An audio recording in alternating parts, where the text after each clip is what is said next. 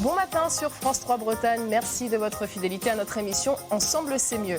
La crise sanitaire décuple nos envies de jardinage. Vous êtes de plus en plus nombreux à vous adonner à cette activité de plein air, que ce soit sur votre balcon, votre terrasse ou dans votre jardin, individuel ou partagé, les mains dans la terre, la nature au bout des doigts. Justement, partons retrouver Evan qui nous fait découvrir le parc botanique de Haute-Bretagne. Mais où es-tu ? Bouh.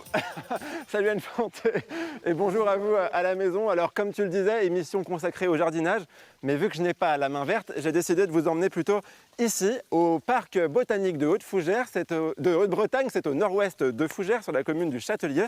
Alors on va pouvoir visiter ce très joli jardin en compagnie de son créateur Alain. Bonjour.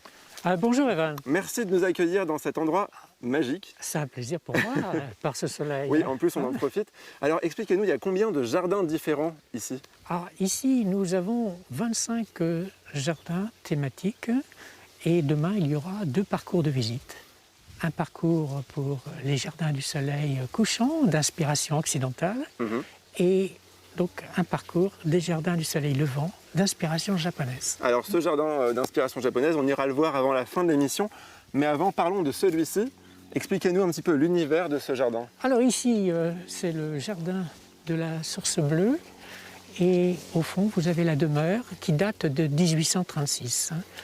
Alors ici, donc, c'était une friche quand nous sommes arrivés. Il n'y avait absolument rien, juste un grand étang qui était envasé. Vous êtes arrivé en 1994. En 1994, il y a 25 ans très précisément. Et oui, c'est vrai. Et alors, vous avez conçu vous-même tous ces jardins. D'ailleurs, comment est-ce que vous concevez les jardins encore maintenant ? Alors ici, donc, c'est toujours l'inspiration d'un moment. Bien sûr, donc, nous avons des thèmes qui nous sont chers. Et en fonction effectivement de nos possibilités matérielles et puis humaines, eh bien, nous créons de nouveaux espaces ouverts à la visite. Parce que vous n'êtes pas très nombreux en personnel ici. Ici, il y a effectivement une moyenne de 3-4 jardiniers pour 30 hectares quand même à entretenir. Ah oui. Ce qui est important comme espace. Donnez-nous un petit peu l'eau à la bouche. Quel autre jardin va-t-on pouvoir découvrir en venant ici ou en regardant l'émission ? Il y a effectivement, juste après, un nouveau jardin que nous venons de créer cet hiver et qui, lui, sera sur le parcours de visite des jardins du soleil levant. Mais alors ici, il y a aussi un labyrinthe de camélias, on a vu tout à l'heure. Un jardin qu'on ira voir tout à l'heure aussi sur la mythologie. Je ne vais pas citer tous les jardins, mais c'est vrai qu'on va pouvoir voir le labyrinthe de camélias, apercevoir peut-être, j'en sais rien, quelques fleurs de camélias, parce que nous avons plus de 600 variétés de camélias qui sont en pleine floraison en ce moment. Et vous avez aussi des collections uniques en France, de variétés spécifiques, expliquez-nous. Alors, nous avons donc 7-8 grandes espèces végétales qui sont pour nous des vraies collections. Alors, on a cité les camélias, il y a les rhododendrons, il y a les magnolias, il y a les calénias, c'est une plante que les visiteurs ne connaissent pas très bien. Et puis aussi donc, les cornus, les cornouillers fleurs, une très grande collection. Et les visiteurs sont en admiration devant ces essences qu'ils connaissent moins bien. On va aller voir le jardin d'inspiration mythologique, c'est notre prochain arrêt. On se quitte juste sur ce beau panorama puisqu'on n'a plus trop le temps de ce nouveau jardin dont vous nous avez parlé tout à l'heure. Et on se retrouve dans une dizaine de minutes. Vous allez voir, moi aussi, je vais réussir à faire pousser de jolies fleurs. Je ne vous en dis pas plus. Réponse tout à l'heure. À tout à l'heure, Evan. Et c'est le printemps depuis quelques jours. Cette crise sanitaire ravive d'autant plus nos besoins de reconnexion à la nature. Beaucoup d'entre vous découvrent ou renouent avec les joies du jardinage, comme vous allez le voir dans ces images. Très bon ces légumes. Du jardin. La crise sanitaire nous a donné des envies de jardinage. Tout a commencé avec le premier confinement. À cette occasion, 66% des Français qui possèdent un jardin ou une terrasse déclarent avoir passé bien plus de temps à jardiner. Et 85% d'entre eux affirment même que le jardinage a occupé une place centrale dans leur activité de confinés. Planter, mettre les mains dans la terre répondent à un besoin instinctif chez l'homme. Mais ça peut être aussi un bon moyen de se nourrir, surtout quand l'époque est incertaine. Un jardinier amateur sur 10 a démarré un potager pour la première fois pendant le confinement. Par ici les bons fruits et légumes. Et la graine du jardinage est promise à une belle croissance. 40% de nos jardiniers estiment qu'ils passeront plus de temps au jardin à l'avenir. Ça se comprend, jardiner permet d'être dehors, au contact de la nature, on fait de l'exercice physique, le potager offre une alimentation plus saine et il n'y a pas mieux pour chasser le stress. Voltaire avait raison, il faut cultiver son jardin. Et cultiver sa main verte. On poursuit la discussion avec Éric Gélin. Bonjour, vous êtes directeur de production à la pépinière Huchet à Gênes-sur-Sèche. Violette Lomdé, vous êtes chargée de projet à l'association Vers le Jardin. Bonjour. Sébastien Boucher, vous êtes responsable des espaces verts à Pleudy 1 sur Rance. Bonjour. Et avec vous, Gaëlle Camaret, on reviendra sur votre association Gamelle Pleine qui vient en aide aux sans-abri, sans oublier leurs animaux. Bienvenue à toutes et à tous. Il commence à faire beau. Il commence à faire chaud. J'imagine que c'est le rush quotidien dans votre pépinière, Éric Gélin. Oui, au pépinière Huchet, c'est le rush. C'est le rush déjà depuis déjà novembre. En fait, depuis novembre, on a beaucoup de monde. Et encore plus maintenant, parce qu'il fait meilleur depuis aujourd'hui, en fait. Mais bien avant, et surtout pendant les vacances scolaires, on a beaucoup de monde. Et alors, avant la fin de l'année, c'était surtout les arbres fruitiers, en fait. On a vendu beaucoup d'arbres fruitiers. Et maintenant, c'est plus les arbustes ou les plantes coup de cœur, quoi. Et quels sont les rayons qui sont pris d'assaut? J'imagine que le rayon tomate, par exemple, explose ou pas en ce moment? On ne fait pas de potager au pépinière Huchet. On ne fait pas de plan potager. C'est que de la pépinière, arbres, arbustes ou conifères, arbres fruitiers, quoi. Est-ce qu'il y a beaucoup de jardiniers néophytes que la crise a amené à faire du jardinage, que vous rencontrez régulièrement dans vos allées? Ah oui, tout à fait, oui. Ouais. Oui. Qu'est-ce qu'ils vous disent quand ils arrivent, quand ils n'y connaissent rien? Alors, ils ont souvent des fois un plan, une photo, en fait, et on doit leur donner des idées par rapport à leurs photos, et souvent, on est là pour les conseiller, quoi. Alors, certains de nos téléspectateurs témoignent aussi de cet engouement du jardinage. On va écouter dans un instant Émilie. Mon grand-père jardinait, mon père jardinait, et j'ai toujours eu un lien direct avec le potager. Je jardine au potager depuis une dizaine d'années et de manière assidue depuis 2017 en jardin partagé. Et ça ramène clairement à l'essentiel. Il y a cette fierté de pouvoir produire ses propres légumes de manière biologique, en permaculture, de découvrir de nouvelles variétés que vous ne trouveriez pas en fait en magasin. Et si j'avais une activité de loisir à conseiller à qui que ce soit, ce serait vraiment le jardinage et le potager. Violette Lomdé, j'imagine que vous partagez l'avis d'Émilie. Oui, ça fait plaisir à entendre. Ouais. C'est vrai que c'était déjà le cas avant et ça s'est renforcé. Ouais. Et c'est presque devenu comme un refuge, un cocon vert qui nous reconnecte à la nature, le jardinage. C'est un lieu où on découvre, on est dehors, on prend l'air. Et là, c'est vrai qu'on en avait d'autant plus besoin. Alors, ça fait 20 ans que vous êtes mobilisés sur cette question des jardins partagés en France et en Bretagne. Combien il en existe? Il y en a 430 en Bretagne. Est-ce que, vous tenez à ce que cette initiative, elle vienne en fait justement des habitants eux-mêmes? Voilà, c'est ça. Nous, l'association Vers le Jardin, on accompagne les projets. C'est toujours une initiative d'habitants. C'est eux qui font la demande et on est là pour les aider, les accompagner. On est là pour faciliter en fait. Des fois, ça va être, organiser une petite fête ou rencontrer les voisins, jardiner, planter des arbres.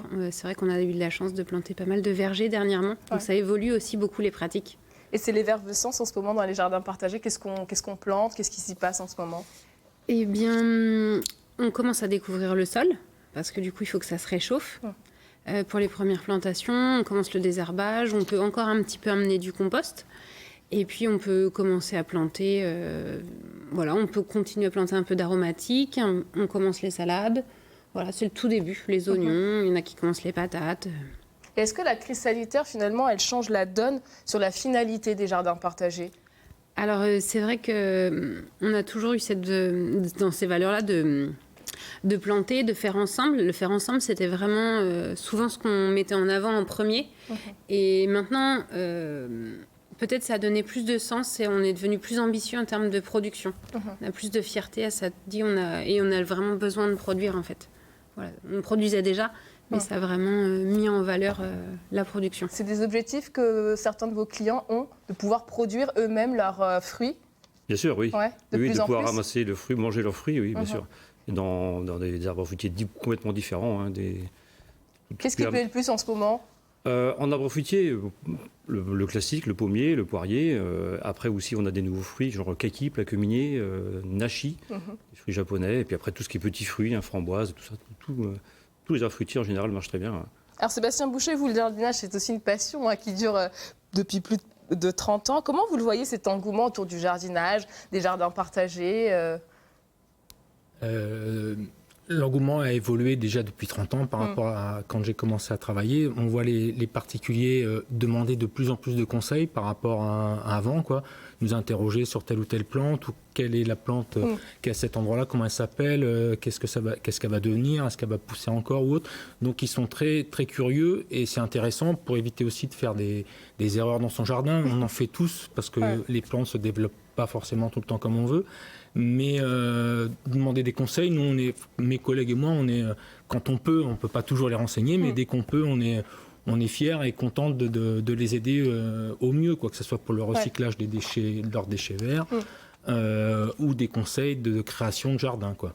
Les habitants de Pleudy-Insurance, ils vous questionnent beaucoup sur ce que vous mettez, pourquoi vous mettez tel arbuste plutôt qu'un autre Oui, un petit peu, pour ceux qui leur plaisent le plus, quoi. Il y a des arbres qui trouvent, ou des arbustes qu'ils trouvent jolis, donc ils aiment savoir ce que c'est, quoi, pour éventuellement le planter chez eux. Et puis essayer de varier au maximum dans le jardin de la commune comme dans leur jardin, quoi. Alors il faut savoir qu'à Pleudy-Insurance, commune dans laquelle vous travaillez, on est fiers de porter le label Ville et Village Fleuri de France. Et d'ailleurs, vous arborez les 4 fleurs, la plus haute distinction. C'est l'aboutissement aussi d'une vingtaine d'années de travail. Voilà, c'est ça. Ouais. En partant de zéro, c'est une évolution sur 20 ans qui demande, comme vous dites, beaucoup de travail et de C'est passion. la pression un peu ou pas d'avoir 4 fleurs parce que c'est la plus haute distinction? C'est la pression, on est fiers de l'avoir, mais après on a la pression pour la maintenir parce que c'est comme les fleurs au guide Michelin, on peut les perdre. Enfin, on peut en perdre une, 2 ou 3 ou tout. Donc il faut faire attention dès qu'il y a le passage du jury qui est tous les 3 ans. Puis du jury, on dit de la commission embellissement maintenant, comme ce n'est plus un concours mais un label de qualité de vie. Mais il y a une certaine pression. Ouais. Et comment on reste créatif quand on façonne le même territoire depuis plus de 30 ans? Il faut s'inspirer. Moi, je regarde dans les bouquins, je regarde un peu ce qui se passe ailleurs. Dans les pépiniéristes, on regarde les nouveautés qu'on peut trouver au niveau des arbustes, des arbres. Il y a tout le temps, il y a de la multiplication régulière et il y a toujours des nouveautés très intéressantes. C'est comme ça qu'on évolue. Et au niveau des fleurs, c'est pareil, quoi. Il y a de la multiplication, il y a de la recherche qui est en place, donc il faut essayer de trouver... Violette Lomdet, par quoi on commence quand on veut se lancer dans un jardin partagé? Il faut une terre?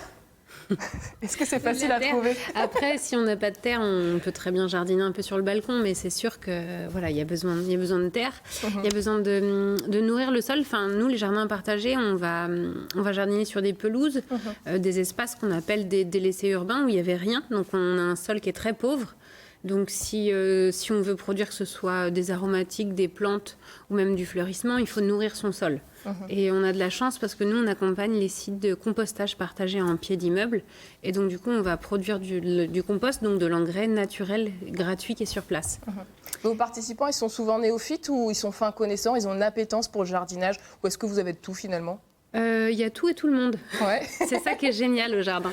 C'est que ça regroupe vraiment tout le monde. Et puis dans un même immeuble, c'est des gens qui des fois dans la vie se croiseraient jamais en fait. Et donc du coup on arrive, et le jardin ça va rassembler, ça va permettre de parler ensemble, faire ensemble. Puis j'ai bien aimé quand tu dis on est toujours en train de rechercher, d'apprendre. Et c'est un sujet qui finit jamais en fait.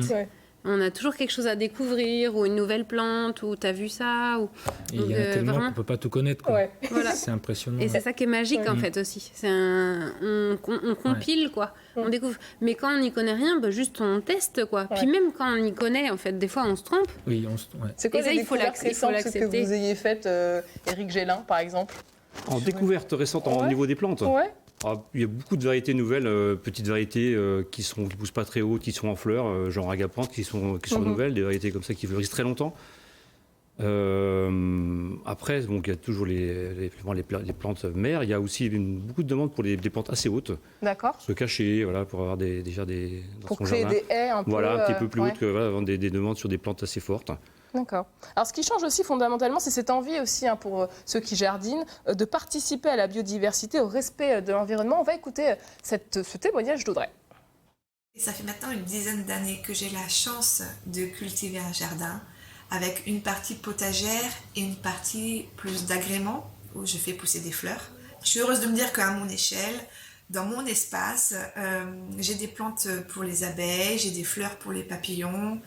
Je fais attention à garder des hôtels à insectes et que, voilà, aussi petit soit-il, ce geste participe quand même à l'environnement. On s'adapte au temps, à la météo, c'est quelque chose qui nous connecte énormément à la terre et finalement aussi un peu à soi-même, je trouve. Juliette Lomdé, les participants se tournent plus vers la permaculture. Est-ce qu'ils sont plus soucieux de la biodiversité plus qu'il y a 20 ans? Alors, la permaculture, c'est juste une éthique, une manière de concevoir. D'accord. La permaculture n'a rien inventé. Elle s'inspire de ce qui existe. Ouais. On jardinait déjà, vous jardiniez déjà avant, et on va continuer avec. C'est la conception. D'accord. Aujourd'hui, c'est jardiner qu'il faut dire. Voilà, je remets juste pour les termes. Ouais. Les gens, ils entendent parler de la permaculture parce que c'est un mot qu'on C'est un peu à la mode quand même. C'est ça, c'est à la mode. Comme aujourd'hui, on parle beaucoup d'agriculture urbaine. C'était une question que vous aviez posée. Mais en fait, non, on jardine, on découvre. Faut mettre les mains dans la terre, faut y aller en fait. C'est aussi simple que ça. Ouais. Vous êtes d'accord Oui, il faut essayer. Tout Ouais. ne marche pas du premier coup, mais il Ouais. faut essayer. Il y a des plantes qu'on peut trouver belles, mais qui ne vont pas se plaire parce qu'on n'a pas fait attention à la nature du sol ou l'exposition. Puis voilà, tu dis la fois d'après, soit tu te renseignes mieux, soit tu changes de plante. Il faut éviter des fois des plantes qui ne se plaisent pas là où on est. Quoi. On a quand même dit nourrir son sol. Voilà, c'est ça. De l'eau, ça peut servir. Hein. Aussi. On la plante, on l'a mis, bon, c'est bon. Ouais. Et puis peut-être on pourrait parler des couvertures de sol. Voilà, paillage. Paillage. Aussi qu'on essaye de broyer tout et remettre en place là où on a taillé. Quoi. Et vous me disiez, Sauf l'épine. même Stéphane Boucher, en préparant cette interview, par exemple, les critères aussi ont évolué dans le concours Villes et Villages Fleuris de France. Il y a plus un côté écologique, quoi. Que c'est pour ça qu'ils n'appellent plus concours et label de qualité de vie, parce qu'ils font attention. Il ne s'agit déjà, plus uniquement d'esthétisme, en fait. il y a ça un petit peu, mais il faut concevoir son aménagement de la création jusqu'à l'entretien derrière, quoi. Éviter de planter des plantes qui vont être trop importantes quand on n'a pas la place, soit des maisons à côté, soit des fils électriques, soit une plate-bande d'1 mètre. On peut pas mettre et des véhicules qui doivent sortir. On peut pas mettre n'importe quelle plante, quoi. Faut faire attention à ça pour limiter toujours les déchets de taille, pour pas surcharger les déchetteries et gagner aussi du temps un petit peu, quoi. Je vous appelais Stéphane, hein, c'est bien Sébastien. Vous aussi, Éric Gélin, l'optique du développement durable, elle modifie aussi votre façon d'acheter les plantes. Tout à fait. Nous, on a le label Plante Bleue, en fait, donc où on est éco-responsable aussi par rapport à l'environnement. Et donc, on doit gérer aussi l'eau, l'irrigation, parce qu'on a besoin de beaucoup d'eau pour arroser. On gère aussi nos déchets. Donc, on a vraiment besoin de Et vous faire avez attention. réduit énormément aussi l'utilisation des produits phytosanitaires par rapport à il y a 20 ans. Ah, tout à fait, oui. Tout à fait. Là, par exemple, en pleine terre, on ne traite plus, on ne désherbe plus, on tond, en fait. On passe beaucoup plus de temps, mais on tond régulièrement et on plante sur bâche biodégradable nos plants qui vont rester 4-5 ans. Et on fait une tonte, fait plusieurs tontes par été pour pouvoir ne pas traiter, en fait. Alors, pas petite désherber. question personnelle. Au fond, quel plaisir vous éprouvez à jardiner tout un chacun ici? Je vais commencer par vous. C'est de voir évoluer la plante, quoi. Quand on Ouais. la plante toute petite et qu'on la voit à maturité, parce qu'on ne la verra pas, mais pour un arbre toujours, mais pour les arbustes, les voir se développer, fleurir, quand ça se passe comme il faut, quoi. Là, on est fiers que ça ait bien poussé, que ça...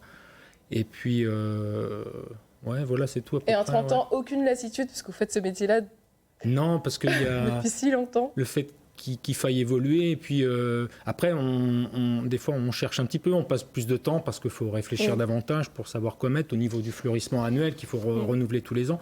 Donc là, c'est là où ça demande plus de réflexion. Mais on arrive à trouver en regardant dans les bouquins. Ouais. Et Violette, pour vous, s'il y avait quelques mots pour résumer votre amour du jardinage, C'est magique. c'est magique. Éric Gélin? Oui, ça fait 40 ans et c'est la passion. En fait, c'est de multiplier les végétaux, voir quelle époque on peut les faire, voilà, le temps qu'on passe. C'est vraiment, c'est une passion en fait. On a la chance de vivre notre passion. C'est pour ça quoi. Merci en tout cas. Je voudrais quand même revenir quand vous parliez des pratiques. Je me permets dire que ce qui a évolué, vous avez parlé de déchets, mais en fait, on se rend compte que donc la taille, ça devient une ressource. Et ça, c'est vraiment une évolution qui est assez récente, qui va assez vite. On se rend compte que la pelouse, on peut l'utiliser en paillage, que les branches, on les broie. Ça, c'est des pratiques qui changent assez vite. Tout est recyclable. Et voilà, et surtout de se rendre compte qu'on en a besoin en fait. C'est plus un déchet, c'est vraiment une ressource et on recherche. Ce sera la conclusion de notre dossier du jour. Merci beaucoup à tous les trois de nous avoir partagé votre expérience. Allez, on prend un bol d'air direction Le Châtelier où nous attend notre cher Evan. Et oui, Anne Fanté, je suis toujours au parc botanique de Haute-Bretagne, c'est au nord-ouest de Fougères. Et je t'avais promis tout à l'heure de te montrer comment je peux faire naître une plante de nulle part. Est-ce que tu es prête, Anne Fanté? Oui, je suis prête. Alors attention, regarde, ma super baguette magique. Et voilà, moi aussi, je suis botaniste. Super. Oui, on Voilà, repassera. c'était la petite aparté. On continue. On reprend la visite. Vous avez été impressionné, Alain. Ah, tout à fait. Parce qu'effectivement, on ne sait pas faire ça, nous. Hein. Oui, chacun son truc. Hein. Alors, parlons plus sérieusement. On a ici devant nous un magnifique panorama sur les jardins de l'Olympe. Venez avec moi et je vous laisse nous le commenter, ce jardin que vous avez conçu. Oui, ça fait donc 25 ans qu'il a été créé. Alors, vous avez plusieurs cercles sur la pelouse. Un premier cercle, au fond, ce sont les 12 dieux et déesses du mont Olympe. Les cônes, ce sont les dieux. D'accord. Le plus grand, c'est Zeus. Et les boules, ce sont les déesses. Ensuite, vous avez 3 autres cercles qui sont les filles de Zeus. Vous avez les 12 heures. Ensuite, vous avez les 9 muses qui incarnent les arts. Et là-bas, attendez, on va marcher. Et là-bas, les 3 grâces. Et ces cercles sont reliés par l'arc d'Iris, messagère d'Héra, qui était la femme de Zeus. Donc en plus, on apprend plein de choses sur la mythologie notamment. Et alors, je ne sais pas si Fabrice, derrière la caméra, peut vous le montrer, mais là-bas, on voit des cyprès, si je ne m'abuse. Oui. Et ça, c'est aussi censé représenter une icône de la mythologie. Oh, disons que là-bas, nous avons un tétrapile. Ça évoque simplement un souvenir de voyage avant justement la création de ce parc. C'est donc Palmyre avec son tétrapile qui a probablement disparu aujourd'hui. Combien d'espèces végétales il y a sur ce parc? Ça, c'est effectivement encore un chiffre que je peux difficilement avancer parce que si je compte simplement les arbres et les arbustes, les ligneux, en disons, nous dépassons les 400 000 espèces. Et par contre, si on prend en considération toutes les plantes vivaces, etc., là, je ne compte plus. Alors, on parle souvent d'animaux en voie de disparition. Est-ce qu'il existe aussi des plantes en voie de disparition? Alors, il y a bien sûr des plantes qui sont inventoriées sur une liste rouge, plantes vulnérables ou plantes donc en voie d'extinction ou même ayant disparu. Et donc, nous avons aussi cette mission de protection de ces espèces dans ce parc. Ce qui fait que vous recevez des graines protégées pour les élever ici. Nous, effectivement, conservons certaines espèces qui sont très rares et nous essayons effectivement donc, de leur créer le meilleur environnement possible. Très rapidement, on est aussi là pour ça. Dans quelques jours, vous organisez une grande fête des cerisiers. Expliquez-nous rapidement ce qui va se passer le 11 et le 12 avril. Ça, c'est dans notre thématique des jardins d'inspiration japonaise. Donc nous accueillons la communauté japonaise qui vient pique-niquer sous nos cerisiers en fleurs que vous pouvez apercevoir juste derrière notamment. Venez, comme ça on va les montrer en même temps. Et donc à cette occasion, nous faisions habituellement un grand nombre d'animations qui cette année seront un peu plus restreintes du fait effectivement des mesures de prudence que nous devons prendre avec la Covid. Mais en tout cas, n'hésitez pas quand même à venir ici parce que comme vous pouvez le voir, il y a de la place et c'est l'occasion de respirer l'air de la nature. On se retrouve dans quelques minutes du côté du jardin d'inspiration japonaise, cette fois-ci pour une dernière petite visite d'évasion. À tout à l'heure. À tout à l'heure, Evan. Et place maintenant notre volet emploi. Comme chaque jour, on présente les secteurs qui recrutent. Voici le portrait de Kathleen, contrôleuse technique. Je récupère ce papier et tu te places en poste numéro 1. Je m'appelle Kathleen Rancio, j'ai 29 ans et je suis contrôleuse technique poids lourd.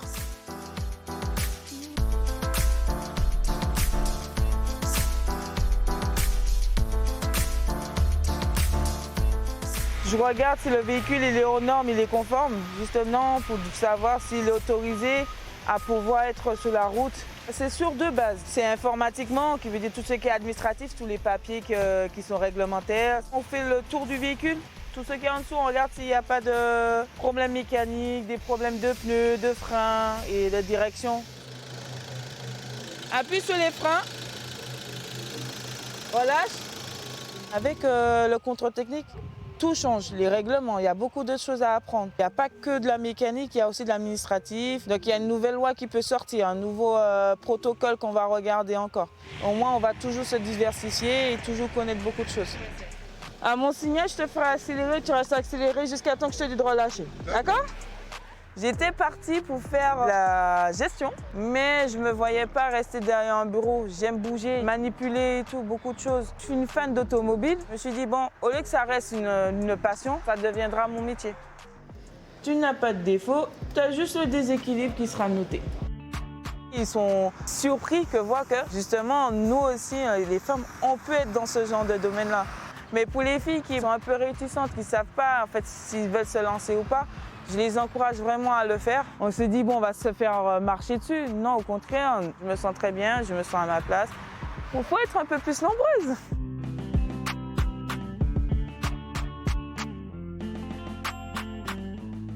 J'encourage vraiment les femmes, en fait. On a vraiment notre place.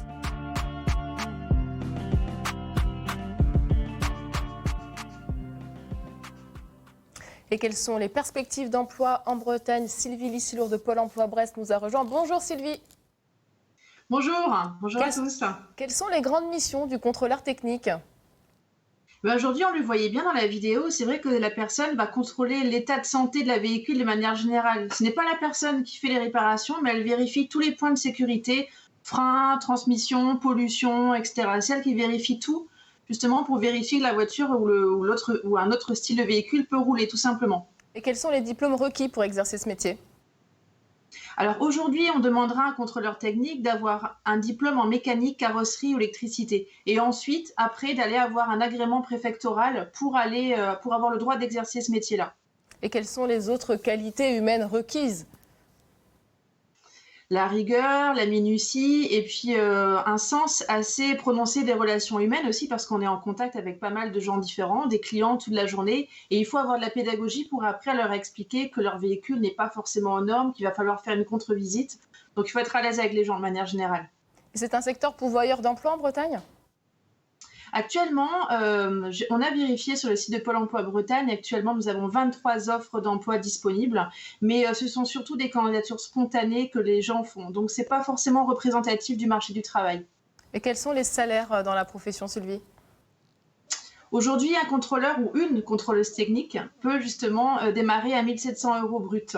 Et puis après, en fonction des responsabilités qu'il a, s'il est chef de centre, s'il gère une équipe, effectivement, ça peut monter. Un dernier conseil pour celles et ceux qui souhaitent postuler à ce genre de poste?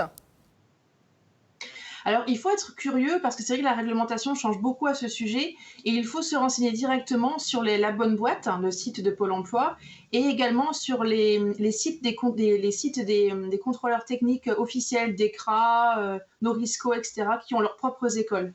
Merci beaucoup Sylvie pour toutes ces infos et à bientôt. À bientôt. Et vous le savez, chaque jour, cela nous tient à cœur d'animer en vous votre fibre solidaire. Dans notre boîte à idées, on a pensé à une belle action à laquelle on ne prête pas toujours attention. Regardez.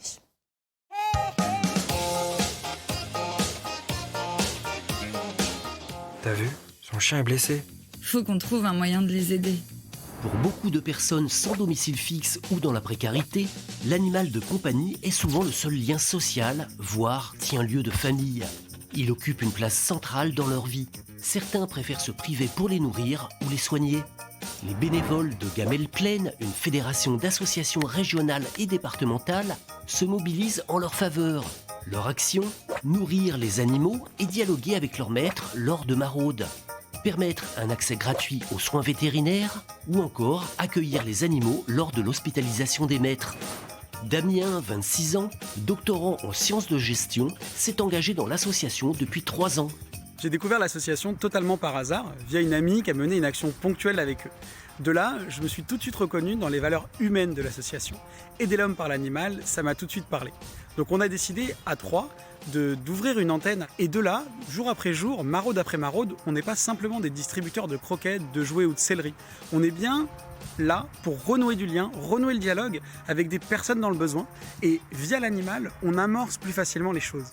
Vous aussi, aidez les personnes en difficulté à nourrir et à soigner leurs animaux. Engagez-vous sur le terrain ou faites un don. Et justement, Gaëlle Camari, vous êtes bénévole à l'antenne rennaise de Gamelpen et secrétaire adjointe. Alors ça fait 1 an et demi que vous avez rejoint l'association. Qu'est-ce qui vous a poussé à sauter le pas ? Je fais déjà partie d'une autre association donc, qui aide les animaux. Donc c'est vrai qu'à partir de ce moment-là, j'étais tout de suite, on va dire, tentée pour aider d'autres associations. C'est vrai que la première, c'est plus basé sur les chats. Et donc le fait de Gamelpen, c'est à la fois les chiens, mais à la fois les humains. Donc c'est un côté sociable aussi, sans parler des animaux. Donc ça m'a tout de suite intéressée. Une amie à moi fait déjà partie de ces associations-là. C'est la vice-présidente. Donc du coup, elle a dit pourquoi pas. Donc et c'est vrai que je me suis tout de suite pris justement. Et puis c'est devenu quelque chose d'indispensable. Oui. Et comme le disait Damien, vous n'êtes pas des distributeurs de croquettes. Vous abordez d'abord le maître et il s'ouvre à vous parce qu'en fait, vous vous intéressez à leurs animaux. C'est ça. Certains sont un peu méfiants, un peu casaniers. Et du coup, c'est vrai que quand on s'intéresse aux chiens, qu'on leur propose justement de l'aide, parce que c'est vrai que quand on va en maraude, on leur propose une petite gamelle de croquettes pour qu'ils s'occupent le temps qu'on discute avec le maître, et puis voir aussi les problématiques du maître, si elle a besoin justement qu'on lui indique certains endroits, certaines structures qui puissent les aider dans leur démarche ou dans différentes problématiques qu'ils peuvent avoir à ce moment-là. L'animal, en fait, permet de casser les barrières. C'est ça, tout à fait. Alors, en 6 ans d'existence, vous avez accompagné près de 200 sans-abri. Il y a des liens qui se créent forcément, j'imagine, avec certains. Oui, il y en a certains, c'est vrai que c'est des habitués, on les voit toutes les semaines et tout, ils nous attendent sans problème. Donc c'est vrai, ça devient très, très amical. Même les chiens, on va dire, nous reconnaissent et sont très contents de nous voir. Ouais. Et quelles sont les problématiques auxquelles ils font face par rapport à leurs animaux, justement ? Eh ben, le petit souci, je vais dire primordial, ce serait plutôt l'accès, par exemple, aux soins pour eux en tant que maîtres. Donc, par exemple, que ce soit pour les hospitalisations, les rendez-vous administratifs, médicaux ou autres, ils n'ont pas forcément les moyens, justement, de faire garder leur animal. Et c'est pour ça, entre autres, que, justement, on a le chenil mobile qu'on aimerait, justement, avoir rapidement pour pouvoir, en fait, permettre, justement, la possibilité de se rendre dans Rennes, d'attendre que le maître revienne le temps de son rendez-vous et au moins il sait où il est en attendant. Donc c'est une possibilité qu'on aimerait avoir rapidement. Alors votre autre grand projet, c'est d'ouvrir une pension canine. Tout à fait. Comment vous imaginez ce lieu ? Le lieu est déjà, on va dire, est déjà bien pensé, tout est réfléchi et tout. Il nous manque malencontreusement le terrain. On aimerait, bon entendeur. Voilà, exactement, à bon entendeur. Il nous faudrait un terrain de minimum 500 mètres carrés, donc sur Rennes, sur le centre-ville de Rennes, pour aussi une question pratique, parce que les maîtres et leurs chiens n'ont pas accès donc au transport en commun, et ils ont souvent, on va dire, extrêmement, de mal à se déplacer avec tout ce qu'ils ont sur le dos, comme on dit l'expression. Ils ont leur maison sur le dos, c'est exactement ça. Donc ils parcourent déjà énormément de kilomètres par jour. Et l'idée, c'est qu'ils puissent se reposer, mais à la fois prendre soin des chiens pour ceux qui resteront plus longtemps. C'est ça ? Parce qu'en fait, il y a une possibilité, donc ce qu'on avait vu, donc, c'est d'avoir une possibilité de 9 places, donc de chiens, donc c'est-à-dire le temps d'hospitalisation de leur maître, ce genre de choses, et autrement la possibilité à la journée que les personnes sans domicile ou avec leurs chiens viennent donc sur place, donc le temps d'un rendez-vous qu'on leur garde, mais peuvent aussi s'occuper eux-mêmes et justement nous aider à gérer cette structure. Alors vous êtes une dizaine de bénévoles et vous êtes toujours d'ailleurs à la recherche de petites mains. Une quarantaine de bénévoles. Une quarantaine, okay. Oui, ça a très vite monté. Et c'est vrai que oui, je suis actuellement, de toute façon, en plus d'être secrétaire adjoint, donc responsable justement, référente des nouveaux bénévoles. Et c'est vrai que régulièrement, on a de nouveaux bénévoles, mais on en cherche toujours. Et comment vous les formez justement pour créer ce contact ? Parce que parfois, ce public est difficile, on va dire, d'accès. Ouais. Comment on fait pour former Alors, de toute façon, on a une formation qui est proposée, de toute façon, pour les nouveaux bénévoles. Et en sachant, de toute façon, qu'ils sont en binôme, on est toujours à plusieurs lors des maraudes. Et donc, les nouveaux, on va dire, ont plutôt un sens, d'observation au début. Et avant de se lancer, mais bon, ça vient très facilement. Et quels sont les jours de maraude pour ceux qui souhaitent Alors, les jours de maraude, on a le mardi, le jeudi et le dimanche. Le mardi, c'est plutôt côté gare. Et sur le jeudi soir, donc on est plus côté centre-ville, où on va vers Sainte-Anne, République. Et le dimanche, là actuellement c'est un dimanche sur 2, on va donc directement, c'est une maraude extérieure, donc véhiculée, où on va donc sur les lieux de vie directement des personnes. Merci beaucoup Gaëlle Cammaré d'être venue sur notre plateau. Allez, jetons un dernier coup d'œil au vert, direction le Châtelier, où nous attend Evan. Ah, je resterai bien là toute la journée, c'est trop beau ici dans ce parc botanique de Haute-Bretagne où vous avez développé, Alain, une application pour téléphone unique au monde qui s'appelle Hortus Botanica, que tout le monde peut télécharger et que je vous laisse nous présenter. Oui, c'est une application qui permet aux visiteurs d'avoir toute la connaissance sur les arbres et les arbustes qui sont installés dans le parc. Et c'est une application qui sera à l'avenir utilisée par tous les parcs et jardins. Super. En Bretagne notamment, et après nous permettrons aux autres jardins des autres régions. Alors, si je clique, je me permets. Hein. Voilà. On voit le parc et en fait on trouve toutes les variétés sur la carte. Voilà la carte. Et après, génial. donc, on peut effectivement découvrir donc, les essences qui sont présentes dans le parc. Alors voilà, on est devant ce rhododendron, on veut connaître son nom. Eh bien, il s'appelle Vanesse Sensation et on veut voir la plante et ses caractéristiques. Super. Bon, bah, très bien, on peut tous aller télécharger cette application Hortus Botanica. Bon, alors c'est aussi l'occasion d'être dans ce beau jardin d'inspiration japonaise pour que vous nous fassiez voyager. Expliquez-nous un petit peu comment vous avez conçu cet espace. Alors ici, c'était un vallon marécageux avec des peupliers d'Italie et puis un ruisseau rectiligne comme on savait bien les faire à une époque. Et donc ce jardin a été installé à cet endroit parce qu'il offrait toutes les caractéristiques que nous recherchions pour aménager un jardin japonais. Alors, je vous coupe parce qu'on a encore autre chose à dire. C'est cette histoire de biodiversité, parce que c'est très très très important pour vous ici. Vous avez créé une sorte d'écrin autour du parc pour préserver les insectes. Je vous laisse nous en parler avant qu'on se quitte. Nous avons voulu, à la création du parc, disposer d'une zone tampon entre l'espace extérieur et l'intérieur du parc. Parce qu'avec la diversité végétale que nous avons installée, nous trouvons un équilibre entre les insectes nuisibles et leurs prédateurs.